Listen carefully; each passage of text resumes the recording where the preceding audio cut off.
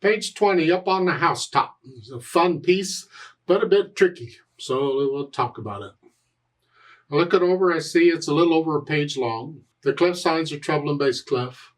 The time signature is 4/4 time. I look through it, I see eighth notes, quarter notes, half notes.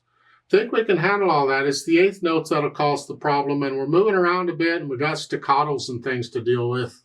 I'm going to take it one hand at a time so I understand what each hand is doing before I try and put them together. The right hand, you're starting here. 1 and 2 and 1 and 2 and 3.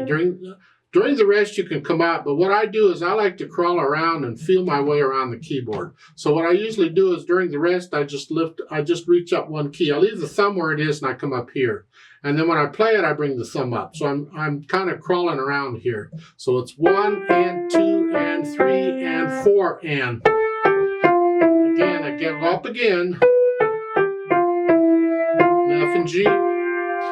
3, 4. And then for measure 5, they went 2 and 4. We just come down here. You got rest, you come down.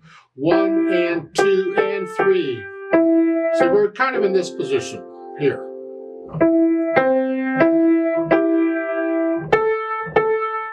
The idea? Okay. Measure, what, 12? Thumb comes down. Thumb's covering 2 notes. We do this a lot. Then measure 13, you come down.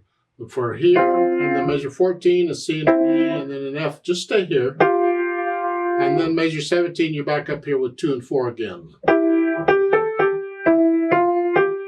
Okay. Measure 21 is similar to the beginning. Come up. Now here you do come up. During the rest, come up. Because you got to use thumb first. Here. Left hand, what's it up to? Well, you're starting here. That's on beat 4, and then an F on beat 4, and then for measure 4, it's 1, 2, and well, that was fun. And, yeah. Let's go down to measure 13. Now measure 12, you're here, and then measure 13, the thumb comes up. Now come up with a hand. And then on measure 15, it's 5 and then 4.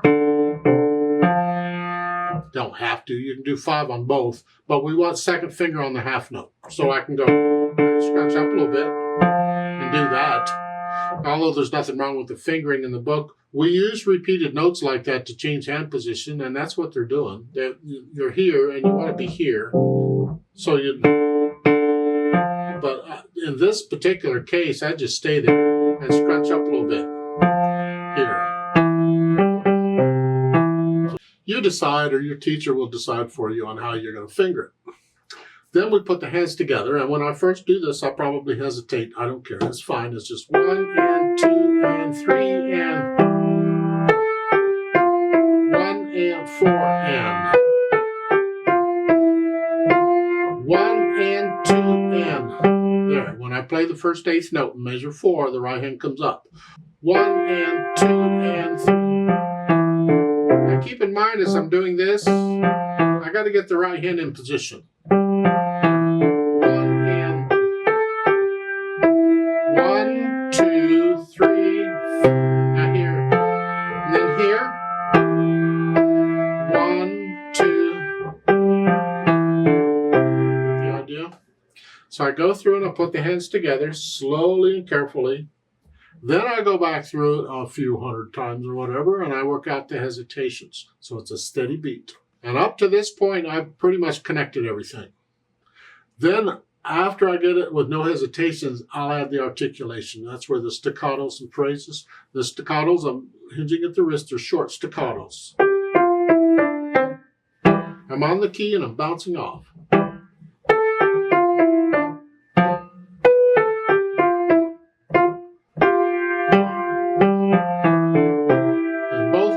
Staccatos here in measure 5. So at measure 4.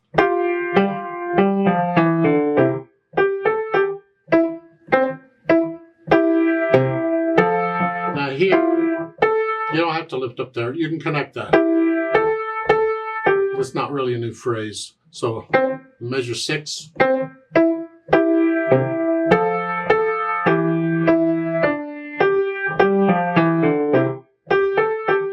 13, staccatos.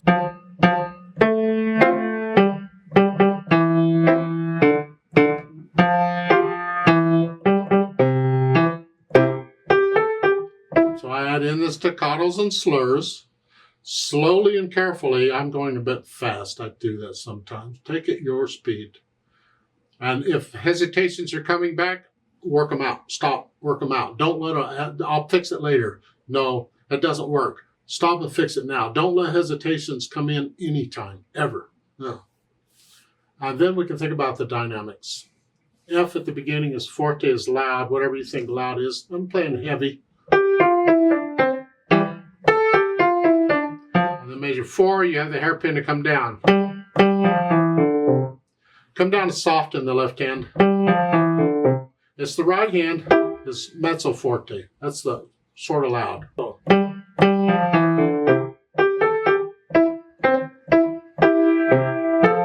And this left hand, I'm playing it soft because the melody's in the right hand.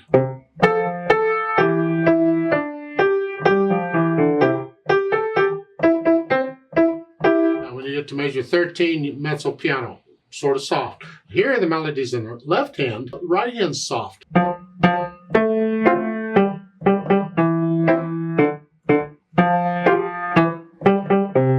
back up to moderately loud, and it's the right hand again, the melody. And then the last line is loud like you were. So you add the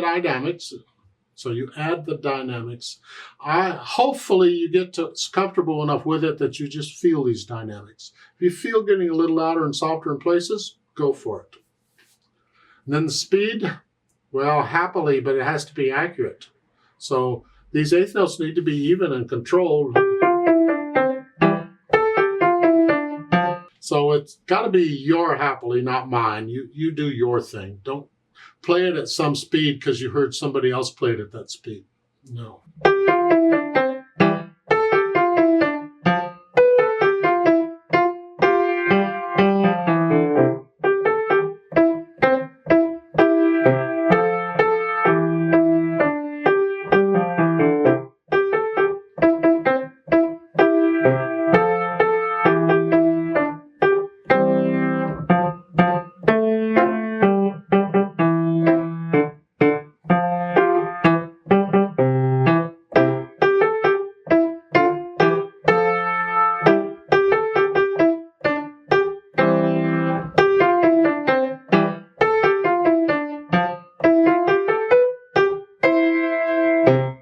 Last measure, that note in the left hand is by itself. The right hand comes up. When you play it, lift up the right hand. Let's play this together very slowly and check the notes and the rhythms. I'm not going to do louds and softs. I'll do the staccatos. And I'll give us 4 counts. This is just checking to make sure you have the correct note at the correct time. 1, 2, ready, and go, and. 1 and 4 and 3 and 4. 1 and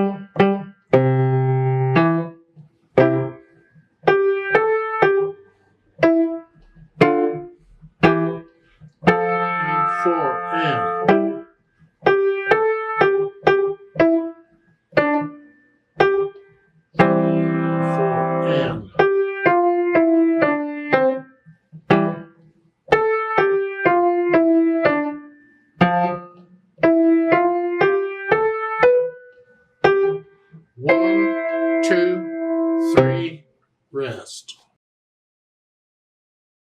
There's a duet for this. I'd like to play that. I'm going to speed this up a little bit. Hopefully you can play it that fast. Make sure you can do it with no hesitations or this won't work. I need you to go up the keyboard again. So just pretend the middle C instead of here is here. And instead of here, play it up here. Play it all up here.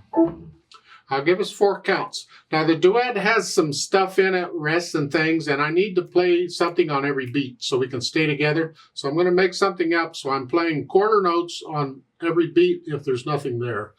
You just concentrate on what you're doing and you'll be fine. I'm going to take this about this speed. 1, 2. 1, 2, 3, 4. Make sure you can play it okay, no hesitations or this won't work. 1, 2, ready, go.